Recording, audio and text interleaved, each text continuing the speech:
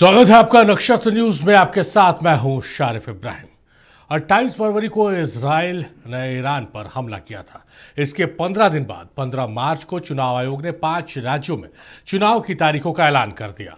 दुनिया बाहर मूड में चली गई, लेकिन भारत 15 मार्च से 4 मई तक जब तक नतीजे नहीं आ गए इलेक्शन मोड में रहा। चुनाव के नतीजे आते ही सरकार को सच का सामना हुआ। याद आया कि ऑयल मार्केट कंपनीज को 1 लीटर पेट्रोल पर 30 रुपए और 1 लीटर डीजल पर 50 रुपए का नुकसान हो रहा। लिहाजा सरकार ने पहली किश्त के तौर पर पेट्रोल और डीजल की कीमतों में 3 रुपए का इजाफा कर दिया है। यह तय है कि ईरान का मसला न सुलझा तो आने वाले दिनों में फिर पेट्रोल और डीजल की कीमतों में इजाफा होगा। इसी मुद्दे पर आज विस्तार से चर्चा करेंगे आपके favourite talk show to the point में।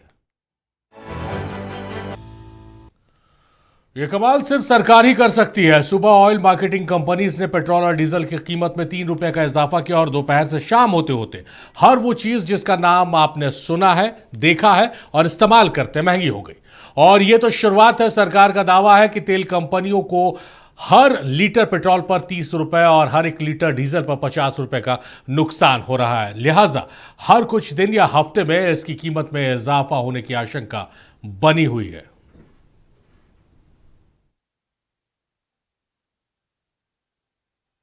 वोट के बाद सरकार की चोट, सोना हुआ महंगा 11,000, चांदी 22,000 के पार, बच्चों का दूध भी नहीं बचा इस बार।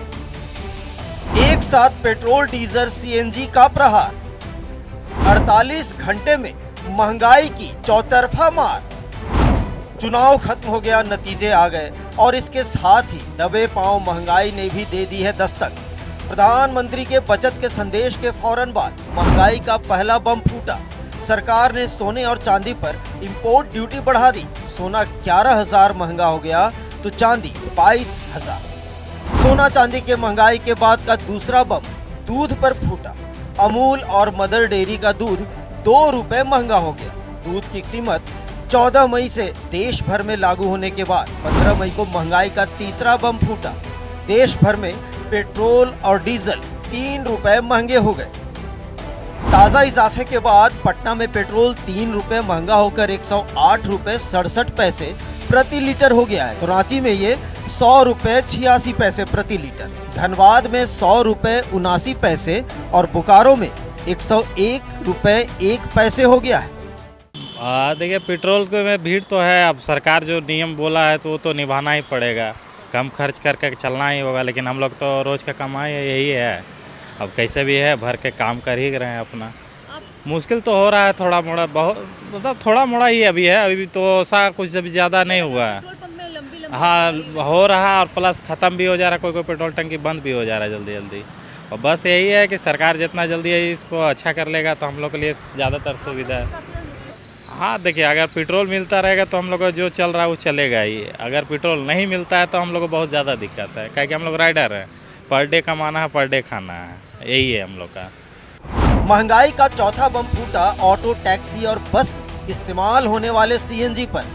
14 मई को मुंबई में 2 रुपए के इजाफे के बाद 15 मई को दिल्ली में भी सीएनजी की कीमत में 2 रुपए का इजाफा हुआ। अब मुंबई में सीएनजी 84 रुपए और दिल्ली में 79 रुपए 9 पैसे का मिल रहा है। देश में पेट्रोल, डीजल और सीएनजी की कीमत में इजाफे के बाद सियासी बयानबाजी तेज हो गई है। अभी तक तो सीएनजी में कोई दिक्कत नहीं आ रही है। पहली बार जो है सो दिक्कत आ रही है आज से। इससे पहले कभी दिक्कत नहीं हुआ। पेट्रोल और डीजल में दिक्कत तो है। हाँ, अभी हो रहा है फिलहाल। वो भी 1 सप्ताह से हो रहा है, उससे पहले नहीं था किल्लत। अब युद्ध के चलते तो महंगाई बढ़ेगा ही बढ़ेगा, और तो जेन्युइन सी बात है। राहुल गांधी ने सोशल मीडिया प्लेटफॉर्म एक्स पर पोस्ट करते हुए कहा कि गलती मोदी सरकार की है, लेकिन इसकी कीमत जनता को चुकानी पड़ेगी। राहुल ने तंज कसते हुए कहा कि अभी 3 रुपए का झटका दिया गया है, बाकी वसूली किस्तों में भी की जाएगी। हम तो बोल ही रहे थे भाई, चुनाव खत्म होगा, पेट्रोल डीजल भी बढ़ेगा, सब बढ़ेगा। और अभी आप रुकिए और कुछ दिन और बेतहाशा ये लोग वृद्धि करेंगे। आम लोगों का खून चूस रहे हैं लोग तबाह हैं, बर्बाद हो रहे हैं। महंगाई की कीमत जो है आसमान छूती जा रही है और सरकार जो है लोगों को ही कह रहे कि ये करो वो करो। तो अब मेरे ख्याल से सरकार के पास कोई काम नहीं है, पूरी तरीके से फेल है। महंगाई हो, बेरोजगारी हो, हर जगह जो है लोग परेशान हैं। भारत में करीब 65 से 70% माल ढुलाई डीजल आधारित है। डीजल में 1 रुपए के इजाफे से WPI पर 15 पैसे का असर पड़ता है। डीजल के 3 रुपए लीटर महंगा होने से थोक महंगाई दर में 45 पैसे का इजाफा होना तय है। डीजल महंगा होने का मतलब है देश में माल ढुलाई और ट्रांसपोर्ट का महंगा होना। अनाज से सब्जियां, सीमेंट और स्टील, कोयला और खनन, FMCG की सप्लाई चेन महंगी होगी। किसानों का ट्रैक्टर, पंप सेट और हार्वेस्टर डीजल से चलता है। साफ है कृषि की लागत में इजाफा होगा। देखिए, कुछ कमी तो है जो हमें खबरें आ रही हैं, लेकिन इसमें कोई चिंता का विषय नहीं करना है, क्योंकि जो केंद्र सरकार ने वैकल्पिक बहुत सारी तैयारियां कर रखी हैं। अभी देखना है कि आने वाले समय में अगर ये जंग लंबे तौर पे चलेगा तो हमें उसके लिए अभी भी हमारे पास करीब 3 महीने का स्टॉक हमारे प्रदेश में है, हमारे देश में। तो आने वाले समय के लिए हमें तैयारी करनी है और ऐसा नहीं हो कि हमारे पास बिल्कुल ही डीजल पेट्रोल रहे नहीं।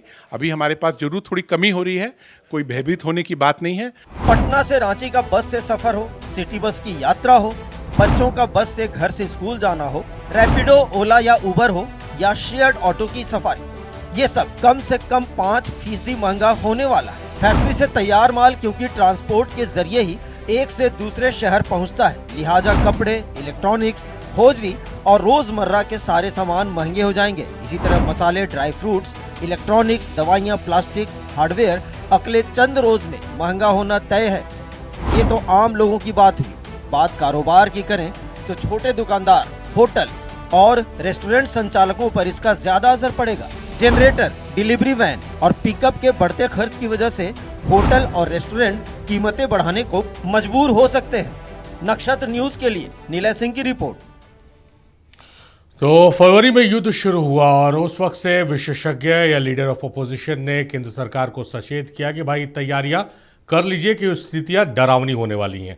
और उस डरावनी स्थिति की तरफ देश बढ़ चुका है। पेट्रोल डीजल के दाम बढ़ गए हैं, जनता एक बार फिर लाइनों में लगना शुरू हो गई है, खाद्य सामग्री के रेट्स बढ़ रहे हैं, तमाम तरफ की परेशानियां देखने को मिल रही है। इन तमाम चीज़ों पर हम तफसील से बातचीत करेंगे और जानने समझने की कोशिश करेंगे कि केंद्र सरकार को क्या आने वाले खतरे का एहसास नहीं था और खतरा आ गया है, तो क्या तैयारियां केंद्र सरकार की तरफ से, ये जानने समझने की कोशिश करेंगे। बहुत खास मेहमान हमारे साथ जुड़ रहे हैं, मेहमानों का तारुफ कराते हैं, उसके बाद फिर सवाल जवाब का सिलसिला हम शुरू करते हैं। हमारे साथ कमल ठाकुर साहब है, कांग्रेस के नेता, बहुत स्वागत है आपका कमल साहब। क्षितिज मिश्रा है, आरजेडी के नेता, क्षितिज बहुत स्वागत है आपका। राफिया नाज है, बीजेपी की नेत्री, राफिया बहुत स्वागत है आपका। और डॉक्टर आफ्ताब जमील साहब है, जेडीयू के वरिष्ठ नेता है, बहुत स्वागत है आफ्ताब जमील साहब। और हमारे साथ सत्यव्रत किरण हमारे सहयोगी भी हैं। पहले उनका रुख कर लेते हैं तो उनसे एक ब्रॉड पिक्चर हमको समझ में आ जाएगा, क्योंकि दिन से हम खबरें चला रहे हैं कि पेट्रोल पंप में क्या सूरत हाल है, लोग कितना परेशान है और अब रात का वक्त हो गया है तो सड़कों पर है सत्यव्रत लगातार नक्षत्र न्यूज़ की टीम अलग अलग ज़िलों से, अलग अलग राज्यों से, अलग अलग पेट्रोल पंप से खबरें ला रही है। महंगाई की जो मार है वो जनता उससे त्रस्त तो है ही है, अब कहीं खत्म ना हो जाए, मिले ना, उसकी भी एक परेशानी जनता को सता रही है। मैसेज सरकार की तरफ से क्लियर नहीं हो पा रहा है, इस वजह से कंफ्यूजन क्रिएट हो रहा है। क्या स्थिति है, आप जहां पर अभी मौजूद है पेट्रोल पंप पर, मैं आपके पीछे भीड़ देख सकता हूं, अंधेरा भी है, भीड़ भी है, क्या स्थिति है और लोगों के मन में क्या सवाल उठ रहा है? देखिए, जो उपभोक्ता है वो कहीं ना कहीं परेशान है और एक पैनिक स्थिति जो है वो एक बार फिर से उत्पन्न हो गई है। आपको याद होगा तारीफ की एलपीजी गैस को लेकर इसी तरह से त्राहिमाम वाली जो स्थिति है वो राजधानी रांची में देखने को मिल रही थी और अब एक बार फिर पेट्रोल डीजल को लेकर वही तस्वीर जो है वो दोबारा देखने को मिल रही है। देखिए, मैं इस वक्त हरमू में जो है वो दुलारी सन्स फ्यूल के पास हूँ। आप देखिए मेरे पीछे आपको लोगों की जो कतार है वो दिख रही होगी और सुबह से यह तस्वीर लगातार हम अपने दर्शकों को दिखा रहे हैं कि राजधानी रांची में पेट्रोल और डीजल की कीमत किल्लत ने जो है वो आम लोगों को परेशान कर रखा है। शहर के कई पेट्रोल पंप पर सुबह से ही लंबी कतारें जो है वो देखने को मिल रही थी। सबसे ज़्यादा भीड़ जो है वो टू व्हीलर जो चालक हैं उनकी देखने को मिल रही है। लोग घंटों लाइन में खड़े हैं, अपने बारी का इंतजार कर रहे हैं। कई जगहों पर बाइक जो है वो इतनी ज़्यादा है कि यातायात तक जो है वो प्रभावित हो रही है।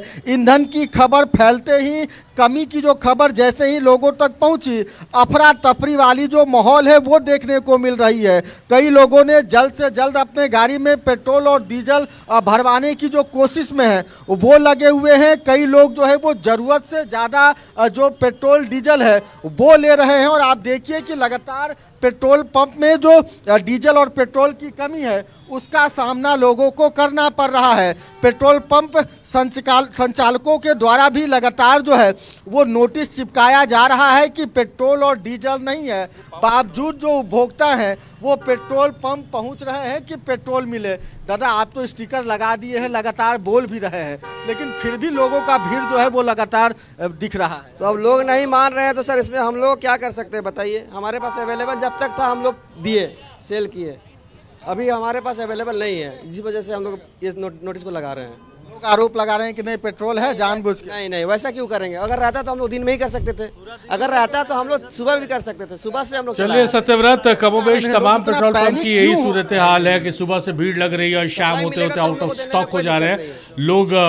2016 से लाइन में, भारत के लोग लाइन में लगने, हर दूसरी समस्या के लिए लाइन में लगने को तैयार हैं और शायद यही वजह कि उन्हें बार बार लाइन में लगा दिया जाता है। चलिए, बहुत शुक्रिया सत्यव्रत आपका। मेहमानों का रुख कर लेते हैं और हम सबसे पहले राफिया का रुख करते हैं। राफिया, एक बड़ी अजीब सी चीज़ देखने को मिल रही है कि पिछले एक दशक की अगर बात करें तो हर दूसरी चीज़ के लिए, चाहे वो जब नोटबंदी हुई या फिर जब नोट चेंजेस की बात आई या फिर कोरोना काल आया, वैक्सीनेशन के, मेडिसिन की, खाद्य सामग्री की चीज़ों के लिए, हमेशा लाइन में जनता को लगा दिया जा रहा है और जनता से आह्वान किया जा रहा है सोना मत खरीदिए, पेट्रोल की कम खपत कीजिए, पब्लिक ट्रांसपोर्ट का इस्तेमाल कीजिए। ये सब जनता से करवाया जा रहा है और जनता कर भी रही है।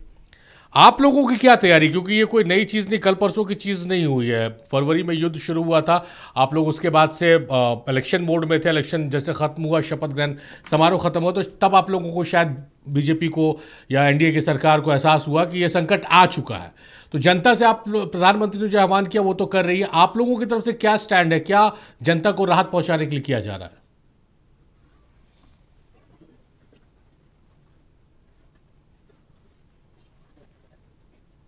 आर्थिक संकट से गुजर रहे जिस तरीके से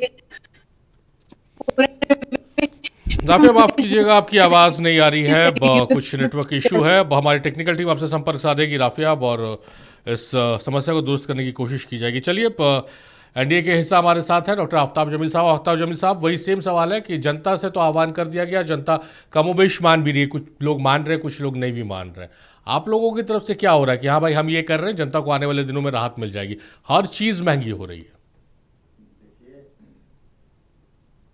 अभी जो समय चल रहा है, इस समय में तो निश्चित रूप से जनता को देखना पड़ेगा कि भाई पैनिक नहीं होना है। हम लोग कोशिश कर रहे हैं कि जनता के बीच में एक अच्छा सा माहौल बने, शांतिपूर्ण माहौल बने, लोग पैनिक ना हो। और पेट्रोल पंप में जिस तरह का लोग भीड़ लगा रहे हैं तो उनको ऐसा लग रहा है कि जहाँ पर हमको 2 लीटर से काम चलने वाला है वहाँ पर वो 10 लीटर लेना चाह रहे हैं। तो निश्चित रूप से कमी तो है, लेकिन हम लोगों को ये कोशिश कर रहे हैं कि किसी तरह से इसको दूर किया जाए, इस कमी को। और जो एसेंशियल चीज़ है उसको ध्यान में रखते हुए पेट्रोल पंप में, अगर मान लीजिए पेट्रोल ऐसा नहीं है कि पूरा ड्राई हो गया है या जहाँ पर पेट्रोल की खपत होनी चाहिए, मान लीजिए कि डेली का 1000 लीटर खर्च है, तो उसमें ऐसा ज़रूर बना करके रखा गया है व्यवस्था कि जो एसेंशियल चीज़ें हैं उसमें पेट्रोल की कमी ना हो पाए और डीजल की भी कमी ना हो पाए। और जहाँ तक सवाल है कि पैनिक होने का, जनता के बीच में एक भ्रम की स्थिति पैदा हो गई है जो निश्चित होना भी चाहिए, लोगों के बीच में अगर इस तरह की बातें आई हैं तो लोग भयभीत हैं कि पता नहीं क्या होगा, किस तरह की बातें आएंगी। कुछ लोग ये सोच रहे हैं कि हम लोगों को आने वाला समय में और भी गहरा संकट हो जाएगा। तो ये बात नहीं है। हम लोग जनता के बीच में हम लोग ये जा करके ये बताने का काम कर रहे हैं कि निश्चित रूप से इसका जल्द से जल्द कोई ना कोई इसका ये आ जाएगा। और प्रधानमंत्री माननीय बाहर गए हैं, अभी सबसे मिलेंगे और उन्होंने अपनी बात को रखने का प्रयास किया है बहुत सारे जगहों पर, और निश्चित रूप से उसका कोई ना कोई रिजल्ट हम लोगों के बीच में जल्द ही जल्द 2-3 दिनों के अंदर आ जाने का चांस। आप कह रहे हैं कि हम जनता से अपील करें, फिर जनता के पाले में गेंद फेंक दे रहे हैं। हम कर रहे हैं, क्या कर रहे हैं, कैसे, क्या स्ट्रैटेजी, कुछ तो बताइए आप लोग। देखिए स्ट्रैटेजी तो हम तो बताए आपको, स्ट्रैटेजी है कि जनता के, देखिए जितनी हाँ, राफी आपकी आवाज आ रही, लौटते आपके पास जी आफ्ताब जमील साहब। जितनी भी चीजें हैं वो सरकारी महकमे जो जितने भी हैं उनके उन महकमों को हम लोगों ने कहा है कि अगर इसी तरह की बात है और अगर जनता को इस बात की जानकारी नहीं दी जा रही है तो ये ठीक बात नहीं है। जनता को जानकारी दी जानी चाहिए और स्पेसिफिक वे में बताना चाहिए कि हमारे पास ये चीज़ है और हमारे पास ये चीज़ नहीं है। जहाँ तक सवाल है कि जो मैंने कहा कि जो भी चीज़ें हैं जिसको लोग ये एसेंशियलिटी में लिया जाता है वो उसकी खपत आज भी हो रही है। ऐसा बात नहीं है कि वो समाप्त हो गया है और आपके पास में नहीं आने जा रहा है या उसकी व्यवस्था नहीं बनाई गई है। किसी भी चीज़ में आज के डेट में भयभीत होने की ज़रूरत नहीं है, पैनिक होने की ज़रूरत नहीं है। हम लोग उसकी व्यवस्था कर रहे हैं। चलिए राफी, अब आवाज़ आ रही है मेरी आपको? जी आवाज आ रही है। राफी, मेरा सवाल अब तक पहुंच गया था और उसका जवाब मैंने जेडीयू के आपके साथी से लेने की कोशिश की है। बहुत सारी चीज़ें हैं जो सरकार कर सकती है। क्या इस पहल में इस दिशा में पहल की जा रही? पेट्रोल डीजल पर टैक्स घटाकर थोड़ी राहत दे सकती है। तेल का स्ट्रैटेजिक रिजर्व का इस्तेमाल किया जा सकता है। हमारे पास 3 रिजर्व है, आपको पता होगा। सस्ती दर पर तेल खरीद के नए समझौते किए जा सकते हैं। किसी एक पे निर्भरता क्यों? हम रशिया है, यूएई है, बहुत सारे देश हैं जो हमको तेल प्रोवाइड करते हैं। ज़रूरी खाद्य वस्तुओं पर नियंत्रण किया जा सकता है। और ये पहली बार, ऐसा नहीं कि ये सारी चीज़ें पहली बार होंगी, इससे पहले कि गवर्नमेंट्स में ये चीज़ें हुई और कारगर साबित हुई है। सब्सिडी पर बहुत ज़्यादा स्ट्रेस किया गया है। तो क्या कुछ इस तरह की बातें हैं जो आप लोगों की तरफ से आ रही है, आप जनता को बताना चाहेंगे हमारे माध्यम से कि पैनिक की स्थिति नहीं है, हम इस स्ट्रैटेजी पे काम कर रहे हैं? देखिए, सबसे पहली बात यह है कि हमें समझने की आवश्यकता है कि किस तरीके से पूरे विश्व में युद्ध चल रहा है, जिस तरीके से पूरे विश्व की जो आर्थिक स्थिति है डामाडोल हो चुकी है, जिस तरीके से जो एक वॉर का सिचुएशन पूरे अर्थव्यवस्था में बन चुका है, तो इसमें पैनिक होने की हमें आवश्यकता नहीं है, हमें घबराने की जरूरत नहीं है, क्योंकि विपक्षी का काम है हमें घबरा देना। और जिस तरीके से लोग आज जो सड़कों पे उतर के आए हैं, तेल की कीमतों में आप इजाफा कर रहे हैं और विपक्ष घबरा दे रही है जनता को। तो मैं इन सारी चीजों को मैं स्पष्ट करना चाहूंगी शारिफ जी, एक एक करके। देश के प्रधानमंत्री जी ने 8 बातें कही है, जिसमें से एक था कि पेट्रोल का कम यूज करना, विदेश यात्रा कम करना, ये स्वदेशी सामानों का इस्तेमाल करना, इसके साथ ही साथ जो रासायनिक युक्त खाद है उसका कम प्रयोग करना, फूड ऑयल का कम इस्तेमाल करना, और जो हमारा इंडिया में जो भी टूरिज्म स्थल है उस टूरिज्म स्थल में विजिट करना विदेशी यात्राओं के जगह में। तो एक एक करके मैं बात पे आऊंगी। सबसे पहले जो पेट्रोल का आज रेट बढ़ा है, वो कहीं ना कहीं ये समझने की आवश्यकता है कि हम पेट्रोल इंपोर्ट कहाँ से करते हैं। हम पेट्रोल इंपोर्ट हम करते हैं विदेश से, और विदेश से हम करीबन 89% हम पेट्रोल का इंपोर्ट भारतवर्ष में करते हैं। और जब हम इंपोर्ट भारतवर्ष में करते हैं तो जिस तरीके से आज जो पूरा जो दो देशों के बीच में जिस तरीके से लड़ाइयां चल रही हैं, वो कहीं ना कहीं ये पेट्रोल के रेट में इम्पैक्ट करता है, क्योंकि पेट्रोल का प्रोडक्शन हमारे यहाँ नहीं है, पेट्रोल हब हमारे यहाँ नहीं है। इसके बावजूद भी जो भारत सरकार का जो इनिशिएट है, विपक्षी कह रहे हैं कि हम अभी जगह हैं बंगाल इलेक्शन के बाद। पर आपको याद होगा किस तरीके से सदन में भी आदरणीय श्री प्रधानमंत्री नरेंद्र मोदी जी ने कहा था कि हम जिस तरीके से कोरोना काल में एकजुट हुए, अभी हमें एकजुट होने की आवश्यकता पड़ सकती है। तो ये बात पहले ही कह दिया गया था और सरकार कई समय से काम करते आ रही है। आप देखेंगे कि जो एक्साइज ड्यूटी लगता था पेट्रोल पे, वो एक्साइज ड्यूटी 13 रुपए से घट करके 3 रुपए कर दिया गया। इसके साथ ही साथ डीजल से एक्साइज ड्यूटी हटा दिया गया है। और ये सब जो और बात आप कह रही ना पेट्रोल कि का एकजुट रेट रहना है शायद और ये करना, ये सब भावनात्मक बात है। भावनाओं से देश नहीं चलता है, स्ट्रैटेजी से इसके देश चलता बावजूद भी है। आप जो नहीं, कह रही हैं शायद कि भाई तेल, शायद जी मैं सुनिए सुनिए राफिया जी, आप जो कह रही हैं कि भाई वैश्विक संकट है, वैश्विक संकट की वजह से तेल बढ़ा है। अगर जब वैश्विक संकट होता है, तेल की कीमतों में बढ़ोतरी होती है, तो जनता को आप राहत क्यों नहीं देती है? जब अंतर्राष्ट्रीय स्तर पर तेल की कीमतें बहुत ज्यादा गिरती हैं, 2020 में ये आंकड़ा आपके सामने है कि वैश्विक स्तर पर तेल की कीमतें गिरी थी। उस वक्त आप लोग राजस्व कलेक्ट करने के लिए, अपना ये बढ़ाने के लिए, राजस्व संग्रह बढ़ाने के लिए आपने कोई राहत नहीं दी थी। उस वक्त राहत देती तो जनता को एक मैसेज भी रहता है कि भाई जब घटता है तो हम भी घटाते हैं, जब बढ़ेगा तो हम बढ़ाएंगे। देखिए शारिद जी, एक्साइज ड्यूटी जो होता है वो घटा दी गई है। पेट्रोल में 13 रुपए एक्साइज ड्यूटी घटा करके 3 रुपया कर दी गई। इसके साथ साथ जो डीजल में एक्साइज ड्यूटी नहीं ली जा रही, इसके साथ साथ जो भी इंपोर्ट सोर्सेज है वो इंपोर्ट सोर्सेज को डाइवर्ट करने की कोशिश की जा रही है, और हम कर भी रहे हैं इस पे पहल। आपको याद होगा कि 2013 में जब पी चिदम्बरम थे और केंद्र में जब मनमोहन सिंह की सरकार थी, तब भी ये अपील किया गया था कि सोना नहीं खरीदना है 6 महीने या साल भर तक। तो ये कहीं ना कहीं एक स्ट्रैटेजी होती है, जिस स्ट्रैटेजी को वर्तमान की जो विपक्षी पार्टियां हैं वो कहीं ना कहीं डाइवर्ट और मिसगाइड करने की कोशिश कर रही है। सोना हुआ, पेट्रोल हुआ, ये सब जो क्रूड ऑयल हुआ, ये सब हमारे इंडिया में इसका हब नहीं है। ये हब फॉरेन में है, जिसको हम इंपोर्ट करते हैं।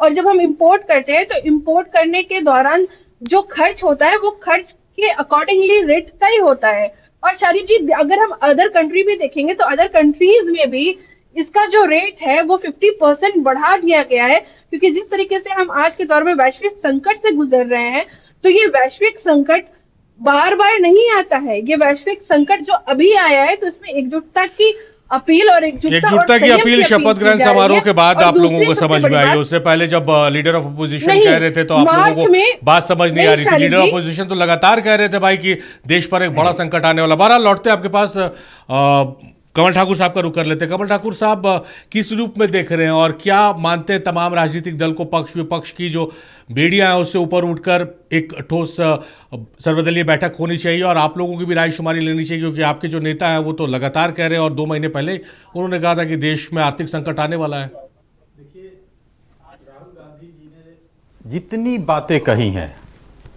ये युद्ध के बीच में या उससे कोरोना के टाइम तक, कोरोना के टाइम में भी उन्होंने कहा कि बहुत बड़ा सुनामी आने वाला है, तो बीजेपी के एक नेता बोले कि आप इटली चल जाइए नानी घर।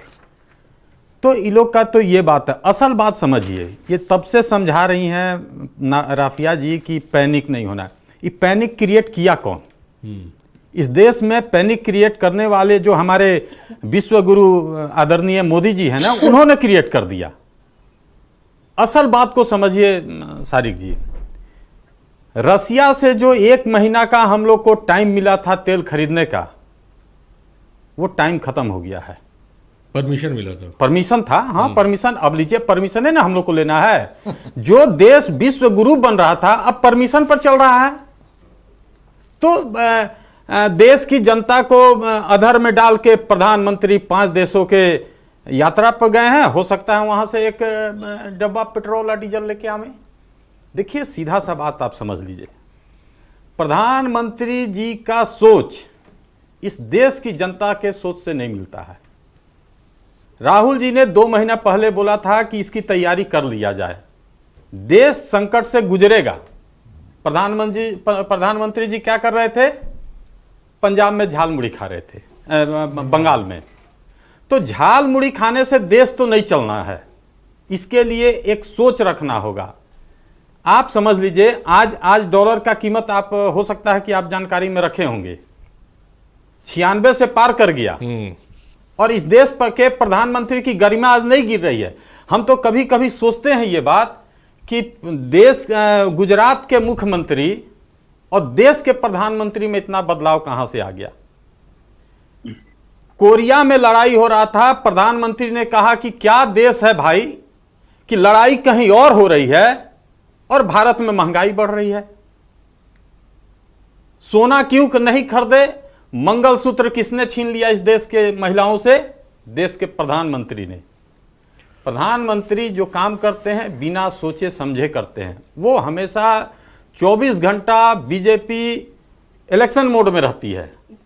5 राज्यों के चुनाव में हेलीकॉप्टर दिन रात गोल गोल घूमते रहा इस देश पर, उस आर्थिक बोझ को नहीं समझ पाए प्रधानमंत्री जी।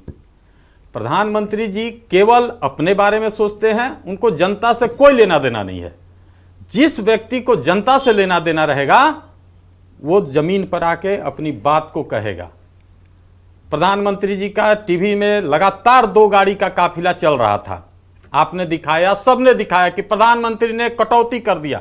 इसका मतलब यह हुआ कि आज जो लोग टुक टुक से जा रहे हैं, जो लोग साइकिल से जा रहे हैं, जो लोग स्कूटी से जा रहे हैं, जो लोग मोटरसाइकिल चला रहे हैं, जो लोग 2 गाड़ी लेके जा रहे हैं, इसका मतलब है कि देश पर इससे पहले 12 सालों में बहुत सारा बोझ सिक्योरिटी का दिया गया, जिसका खर्चा देश पर पड़ा है।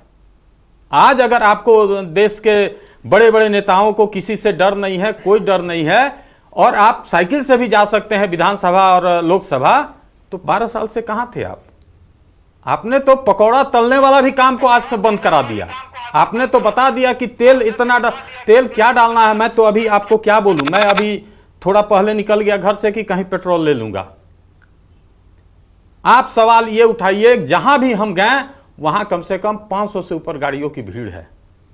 आपने पैनिक कर दिया इस देश को, और पैनिक करके 5 देश के यात्रा पर चले गए। अच्छा, एक चीज बताइए कमल ठाकुर साहब, ये तो ठीक है आरोप आप लगा रहे हैं केंद्र सरकार पर, आप लोगों के हाथ में भी है कि थोड़ा सा राहत दे, कम शब्दों में रखिएगा, थोड़ा सा राहत दे सकते हैं क्या? इस दिशा में सरकार विचार करेगी कि वैट कम कर दे? निश्चित करना चाहिए। आज इरफान अंसारी ने इस बात के लिए एक मुख्यमंत्री से आग्रह किया है। आज का ही न्यूज है कि उन्होंने मुख्यमंत्री को कहा है कि इस पर हम लोग को ध्यान देना चाहिए। देखिए मैं एक बात बोलता हूं, जब कोरोना काल में $30 प्रति बैरल जब था, उस समय भी देश के प्रधानमंत्री या देश के पेट्रोलियम मंत्री को यह याद नहीं आया कि जनता को थोड़ा सा राहत दिया जाए। लगातार आपको जो डॉलर था, तेल खरीदने का जो बैरल था वो कम था, लेकिन प्रधानमंत्री जी ने उधर नहीं सोचा। आपने अभी राफिया जी ने कहा कि हम लोगों ने एक्साइज ड्यूटी घटा दिया, किसको फायदा हुआ? एक्साइज ड्यूटी घटाने से अगर जनता को कुछ फायदा हुआ है तो बता देना चाहिए। 116 करोड़ रुपया रोज वो लोग कमाते थे कंपनी, 29,29,000 करोड़ का मुनाफा प्रधानमंत्री लोगों से ऐंठ लिया, और आप बोलते हैं कि पैनिक नहीं होना चाहिए। निश्चित रूप से होगा। पब्लिक तो बताइए, जो कमर्शियल सिलेंडर 1900 का था वो आज 3200 का है। जो हम लोग किसी रेस्टोरेंट में जाते थे, जो खाना सब्जी हम लोग 180 रुपया मंगाते थे, वो 320 रुपया मिल रहा है। कैसे नहीं प्रधानमंत्री जी ने देश की जनता को हकलान किया है। चलिए, तो महंगाई एक बड़ा मुद्दा देश में बन गया है, और सबसे बड़ी दिलचस्प बात है कि महंगाई का जब मुद्दा था 2014 में जब चुनाव हुआ था और देश की भागदौड़ एनडीए की सरकार के हाथों में सौंपा गया था, तो महंगाई का मुद्दा बनाकर यूपीए की गवर्नमेंट को बेदखल किया गया था सत्ता से, और आज उसी दौर में फिर से देश है खड़ा है महंगाई की दहलीज पर, और महंगाई की मार झेल रहा है। दहलीज पर क्या खड़ा? चलिए, तमाम मेहमान हमारे साथ बने हुए हैं।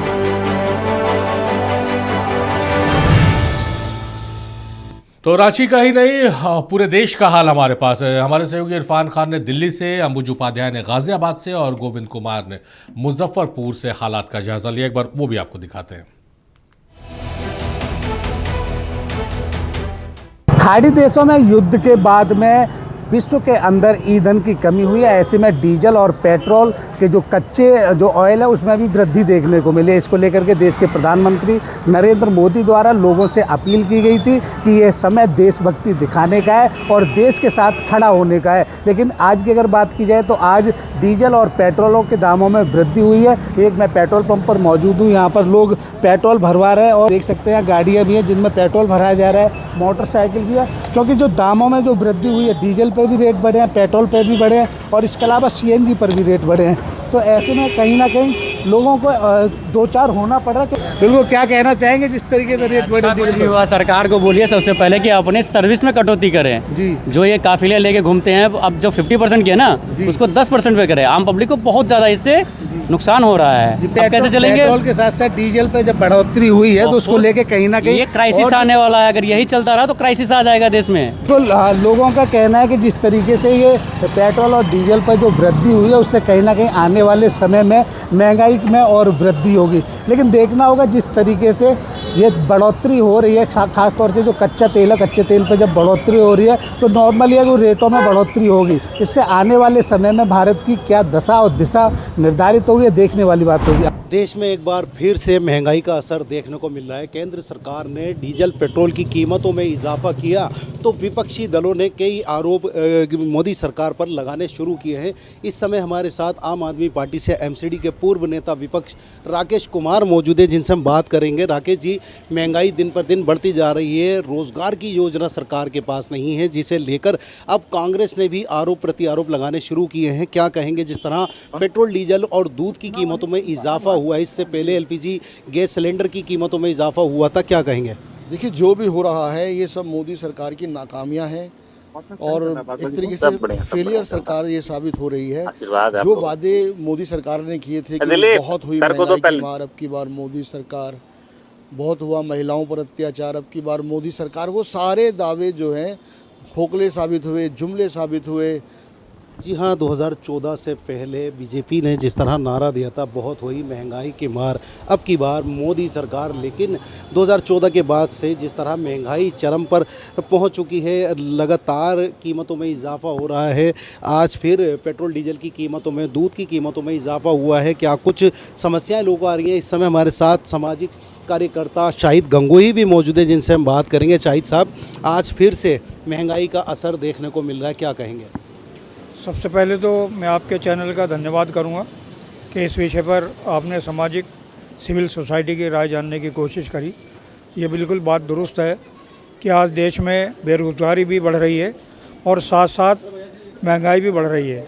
अभी हालिया दिनों में 5 रुपये डबल रोटी के ऊपर बढ़ा दिए गए, 3 रुपये पर लीटर दूध के ऊपर बढ़ा दिया गया और अनएम्प्लॉयमेंट बढ़ता जा रहा है। ऐसे हालात में जब इनकम घट रही है तो महंगाई का बोझ आम जनता कैसे बर्दाश्त करेगी? हाल ही में देखा गया था रसोई गैस सिलेंडर की कीमतों में इजाफा हुआ था। अभी कई वस्तुओं पे जिस तरह रेट बढ़ाए गए हैं, जिसको लेकर लोगों में काफ़ी आक्रोश नज़र आ रहा है।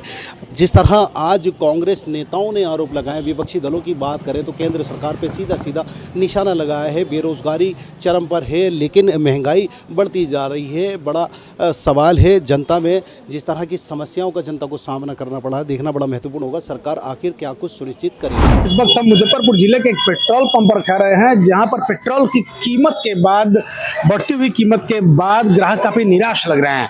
जी हाँ, रात्रि 12 बजे के बाद पेट्रोल की कीमत में 3 रुपये और डीजल की कीमत में 3 रुपये 11 पैसे का इजाफा हुआ, जिसके बाद यहाँ पर जो लोग पेट्रोल खरीदने आ रहे हैं, अपनी गाड़ियों में डलवाने आ रहे हैं, वो क्या कहते हैं इस बारे में आप सुनिए इनकी जुबानी।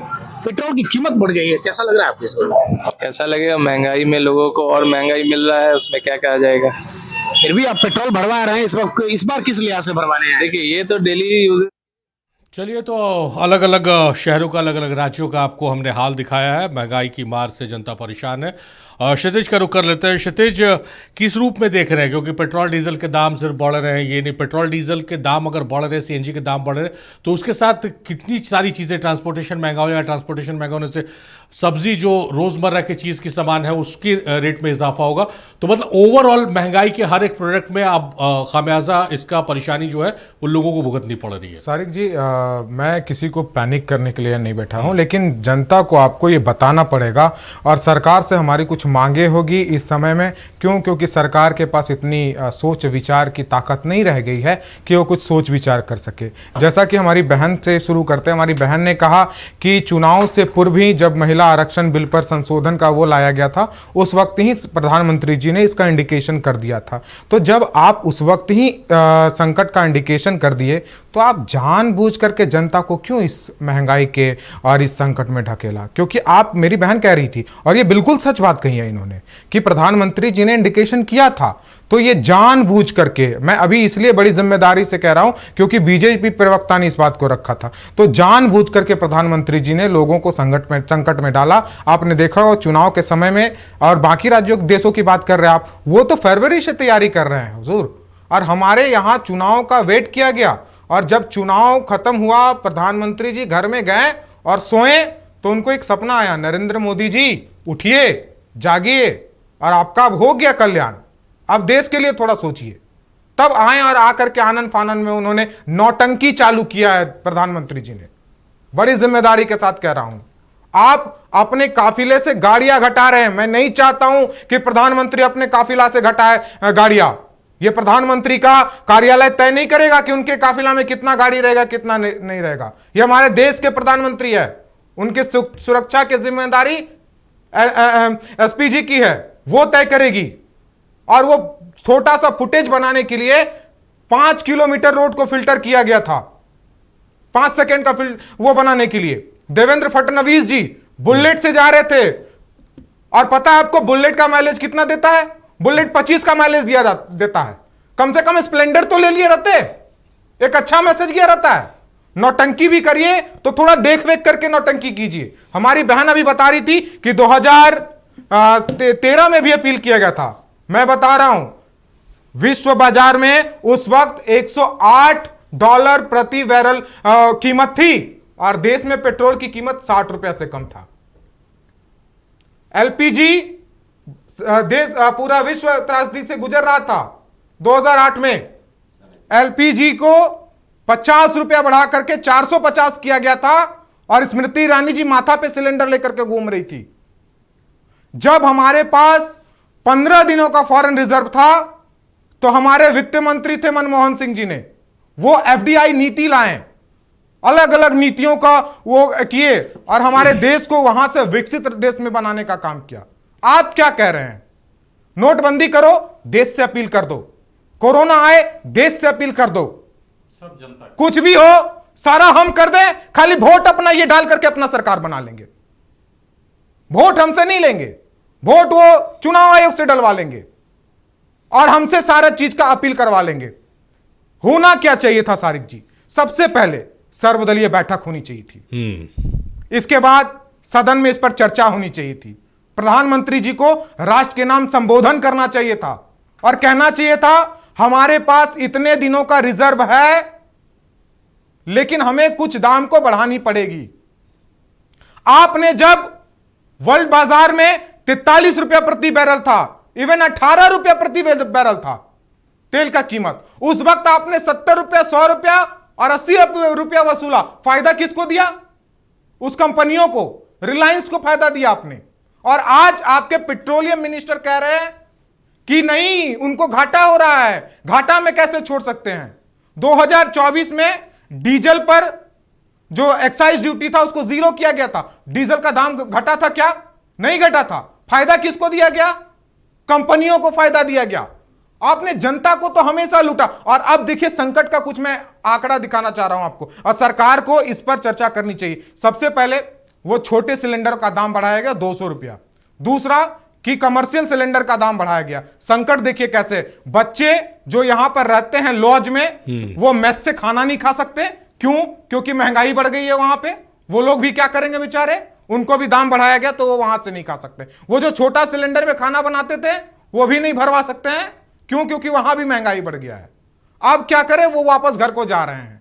अभी अगर मान लीजिए आने वाले समय में, अगर आप बता तो नहीं रहे हैं कि आपके पास कितना रिजर्व है, अगर मान लीजिए आपको ट्रांसपोर्टेशन को बंद करना पड़ेगा तो लोग रेलवेज पर निर्भर करेंगे। तो क्या आप धक्के मार के खाने के लिए छोड़ देंगे क्या लोगों को? या रेलवेज क्या तैयारी कर रही है अभी वर्तमान समय में? आपने कहा एक्साइज ड्यूटी को घटा दिया। जब डीजल का सीधा प्रभाव लोगों पर पड़ता है। क्यों? और महंगाई दर, मैं थोक व्यापार का महंगाई दर बता रहा हूं 8.30, ये अप्रैल का है। और अभी जो ये आंकड़ा आने वाला है ये और डरावना है। आप रसिया से, और सुनिए, और मैं सवाल इसलिए उठा रहा हूं क्यों? क्योंकि आपके पेट्रोलियम मिनिस्टर ने कुछ दिन पहले कहा कि हम पहले कुछ देशों से खरीदते थे, अब 42 देशों से तेल खरीद रहे हैं। कोई दिक्कत नहीं है, हमें किसी प्रकार की दिक्कत नहीं है। चलिए ये और जब आप कह रहे थे हमारे पास एलपीजी पर्याप्त है, हमारे पास पेट्रोल पर्याप्त है, तो अचानक क्या? और संजय सेठ जी भी कह रहे थे हमारे यहां आइएगा, हम दे देंगे। अचानक ये तेल, ये गैस, ये सब कहां चला गया? चलिए, आप देश को कहां, कई सवाल उठा रहे हैं। देश से सच्चाई बोलिए। चलिए राफिया का रुख करते हैं। राफिया, आप जो क्षितिज सवाल उठा रहे हैं, जो इनका कंसर्न है, वैसे देश में इतिहास में ये पहली बार नहीं हो रहा। 73 में हुआ, 79 में हुआ, 91 में हुआ, 2008 में हुआ। चलिए हम इतिहास के पन्नों को नहीं पलटते हैं, लेकिन आपकी सरकार में भी ये ऐसे संकट आए थे 2000 में और 2022 में जब यूक्रेन रशिया युद्ध चल रहा था। आप लोगों ने उस वक्त किया, आप लोगों ने जो काम किया उसका भी हम जिक्र करेंगे। एक्साइज ड्यूटी आपने घटाई, रूस से सस्ता तेल खरीदना शुरू कर दिया, मुफ्त राशन और राहत योजनाएं चलाई है। आरबीआई ने महंगाई नियंत्रित करने के लिए ब्याज दरें अपनी बदल दी। तो ये कदम उठाए गए, ये कोई ऐसा नहीं है कि कोई रॉकेट साइंस है, ये पहली बार होगा। चाहे वो यूपीए की सरकार हुई, चाहे एनडीए की सरकार रही है, किया गया है प्रयास। इस बार वो प्रयास नहीं देखने को मिल रहा, सिर्फ अपील देखने को मिल रही है और आप लोगों की तरफ एक इल्जाम देखने को मिल रहा है कि विपक्ष पैनिक फैला रहा है।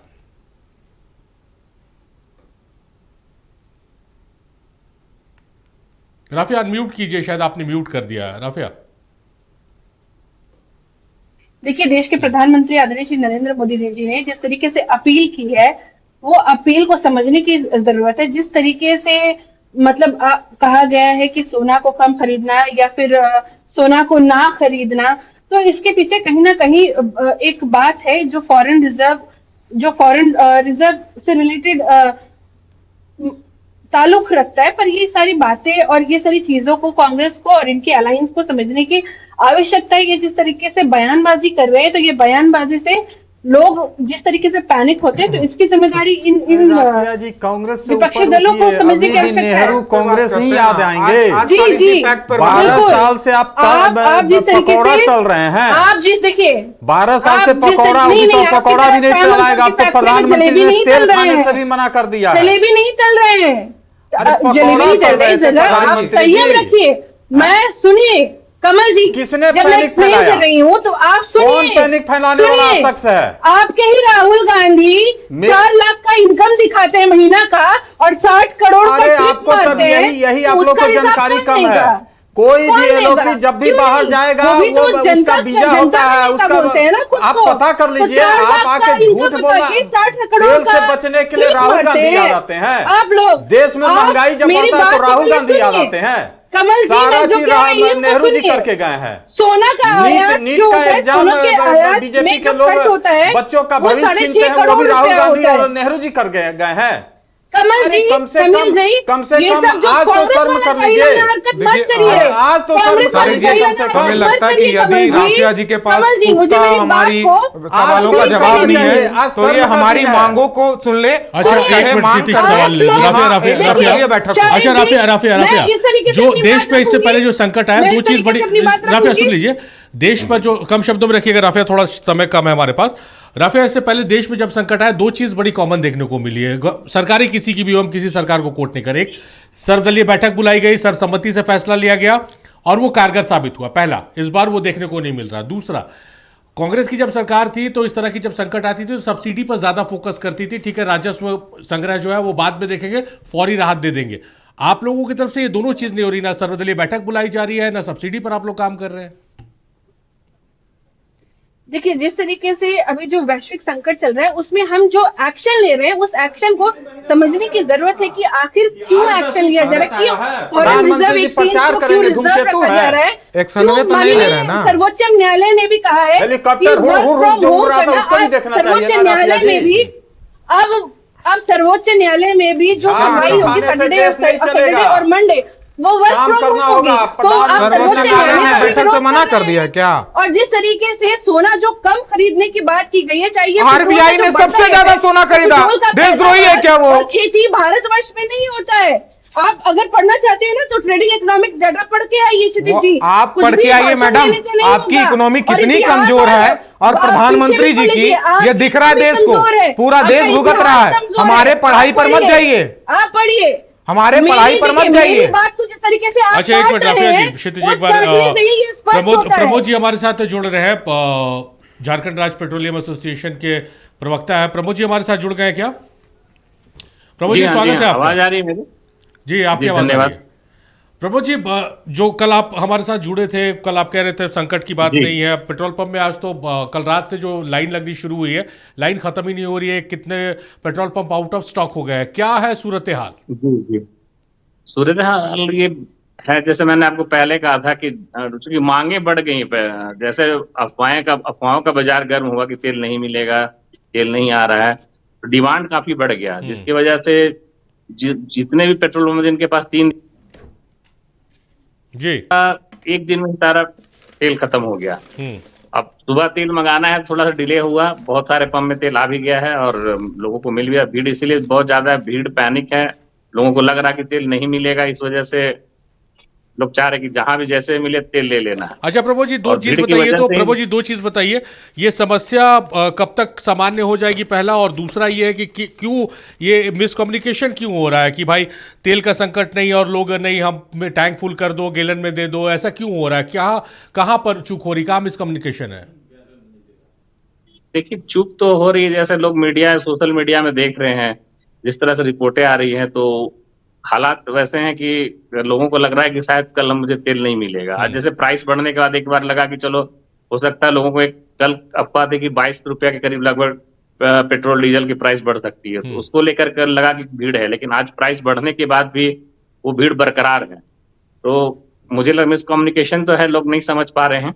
और जहां तक ऑयल कंपनी की बात है, हमारे रांची शहर में देख लीजिए 60 पेट्रोल पंप है म्युनिसिपल एरिया में, और अधिकतर अभी तो ड्राई है, मतलब लोगों को तेल मिल भी रहा है, मतलब सुबह में ड्राई हो गए थे, तेल पहुंच रही सब जगह से, डिपो से सप्लाई मिल रहा है।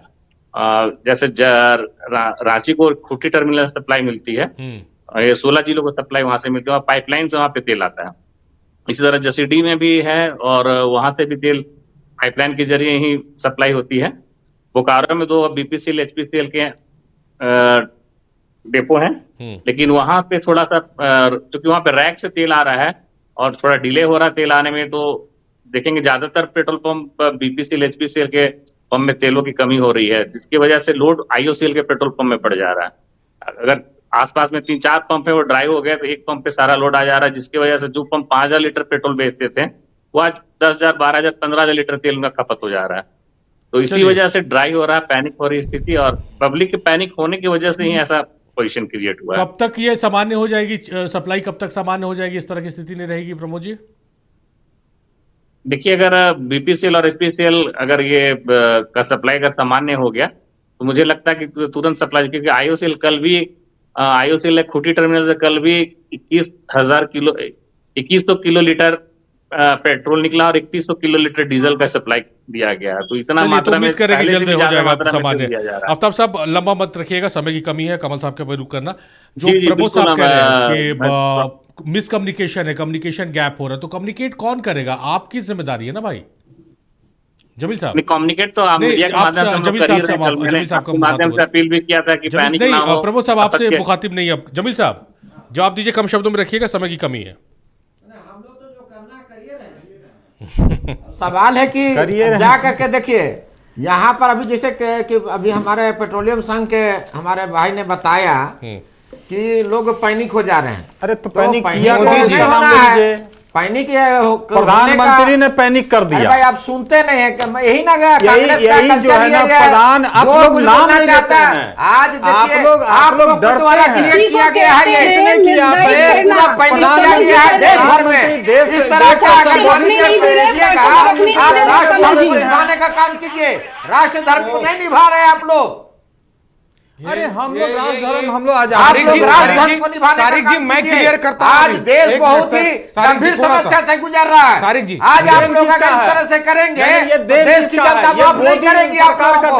तारिक जी लड़ाई बड़ी चीज नहीं होती है, आप लोग देखिए, लेकिन इसको कौन करवाया? मोदी जी ने लाया है संकट। मेरा प्रश्न है, सरकार दोषी है। मेरा प्रश्न है, आप लोग क्या चाहते हैं खुल करके बताइए, देश की जनता देख रही है आप लोगों को। अच्छा चलिए क्षितिज बता रहे क्या चाहते हैं। ये देश की सबसे बड़ी विडंबना है कि विपक्ष ने इसलिए ये तमाशा शुरू कर दिया। मैंने स्टार्टिंग में ही बोला कि ये अब क्या होगा कि यदि कोई सवाल उठाएगा, यदि कोई कार से चला जाएगा, तो ये कह दिया जाएगा कि वो देशद्रोही है, और पूरा जो डिबेट है वो ये इसी चीज पर रह जाएगा, और मोदी जी इससे हट जाएंगे और भाग जाएंगे। अभी आप शुरू कर दिए, ये शुरू कर दिए आप, ये क्या बात हुई आप क्या बोले? 6 महीने युद्ध बंद होने के बाद 6 महीना तक ये कैसे चलेगा? झूठ बोल रहे हैं आप। आपको 6 महीने तक सामान्य होने में लगेगा। प्रधानमंत्री आपको रसिया तेल देता था, आप रसिया से ट्रंप के कारण गर्मी से लेना बंद कर दिए। प्रमोद साहब से मैं आपको इजराइल देता था, आप लेना बंद कर दिए उससे डर करके। प्रमोद साहब से विदेश नीति बर्बाद कर दिया आपने। जी एक सेकंड, प्रमोद साहब यहाँ मौजूद हैं, मैं जानना चाहूंगा प्रमोद साहब आप बताएं, कोई नॉलेज नहीं है रांची की जनता को खास करके आंकड़े दिए आपको, किस तरह से ये मैनेज हो पाएगा। $8 प्रति बैरल था और उस समय पेट्रोल का दाम मात्र ₹60 रखा गया। आज क्या डरी हो गया? प्रमोद साहब से सुनने दीजिए, क्या बोलेंगे प्रमोद साहब? जनता के बीच में आए हैं, प्रमोद साहब किसी पार्टी या दल के नहीं हैं। आप ये मत समझाइए, उनसे आप पूछने अपनी दीजिए जिम्मेदारी क्या है भाई, जनता पे, कभी प्रमोद साहब पे, कभी नेहरू जी पे, तो आपको कभी राहुल बताना है। गांधी पे। प्रमोद साहब से आप अपना सवाल पूछ रहे प्रमोद हैं। साहब की क्या आप तेल दीजिए, प्रमोद साहब प्रमोद साहब बांटेंगे। से आप अपना सवाल पूछ रहे हैं, आपको जवाब देना है उसका। प्रमोद साहब जी आप बताएंगे ये। मैं कह रहा हूं प्रमोद साहब जी को जमील साहब आप लोग सुनने नहीं दे रहे जनता को, जनता को सुनने दीजिए। प्रमोद साहब बैठे हैं सामने में। सारिक जी आप बताएं प्रमोद साहब कृपया। प्रमोद साहब को साहब बता दिए। बताएं आप। क्वेश्चन रिपीट देखिए, नहीं ये एक क्वेश्चन है, अपना ठिकरा पे पोड़ रहे हैं। देखिए बताना आपको, आप प्रमोद साहब से पूछ रहे हैं। भाई सुनने दिया जाए। कभी नेहरू जी खराब है, जनता जो है उनका सुनना देन चाह है, रही है। कभी राहुल जी का देन है, कभी इंदिरा गांधी का देन है। कर दिए, आप तो हद हो गया, यही प्रमोद चीज जी का कर देन है। करके आप चाह रहे देश को बदनाम करने के लिए। देश की पूरी दुनिया देख रही है आज। कमल साहब कम शब्दों में, कम 30 सेकंड में। कमल साहब सारिक जी 30 सेकंड में। अभी डिबेट के बीच में एक दोस्त ने एक छोटा सा चीज भेजा है हमको। उसने भेजा कि गूंगा नहीं बस मौन था, लुट गया गांव तो हुआ एहसास कि सरदार कौन था। आज मनमोहन सिंह बहुत याद आ रहे हैं। किसको याद आ रहे हैं? पूरे देश को। अरे भाई आप पूरे विश्व को कहने से बाकी लोग क्या बैठे हुए हैं? बर्दाश्त नहीं कर पाएंगे।